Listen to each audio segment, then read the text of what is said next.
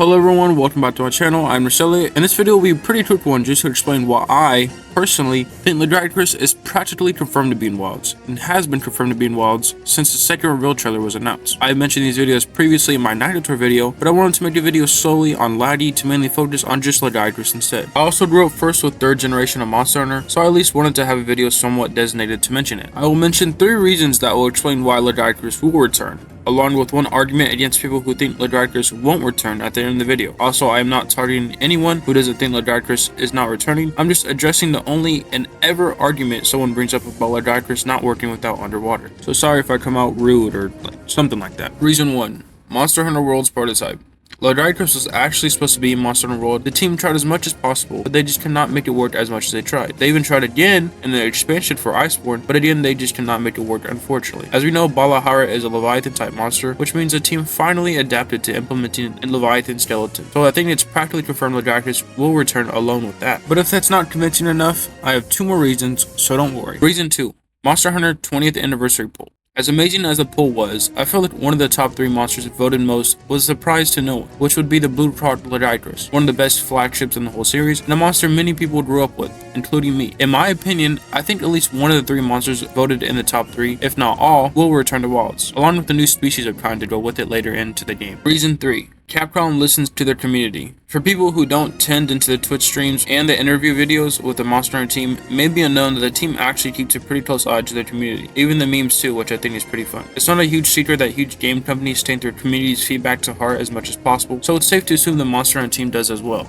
Maybe even more. So with Lagiacrus being such a huge topic that they tried working on before by adding it to previous games, and still being such a major monster that many people want in Wilds, I think it's for sure going to be in Wilds. No hesitation. The argument: Lagiacrus can't work in Wilds without underwater combat. It's a pretty lame fight. It's literally just Ivory Lagiacrus, but reskinned. And its fight in Generations was so boring. Never bring it back. This is and has been the only statement I've seen so far people make on why Lagiacrus wouldn't be added into Monster Hunter Wilds. First off, I understand that underwater combat was a major factor for 3rd gen, including Lagiacrus mainly, but people need to understand that underwater was a mechanic that wasn't supposed to be in every game after 3rd gen, and was added at the time because to creators it felt right with ease. And besides, I didn't see what was so bad about Lagiacrus having to land only 5 generations. If anything, it's better having the monster with this slightly different fight than not having it at all. Yes, of course, nothing beats the original, but people need to let go of nostalgia and learn to be able to give the team a chance to experiment and alter the monster's fight to make it work where people would actually love it, maybe even more than its original fight in 3rd gen. Kidding. As I said before to multiple people on Reddit and on YouTube comment sections, Monster Hunter Wilds, aka Game of the Year 2025, will be nothing compared to what Monster Hunter Generations was. Wilds will surpass Generations and be superior in every single way possible, whether it being the monster selection, the locales, the weapons, the armor designs, and the movement, the scenery.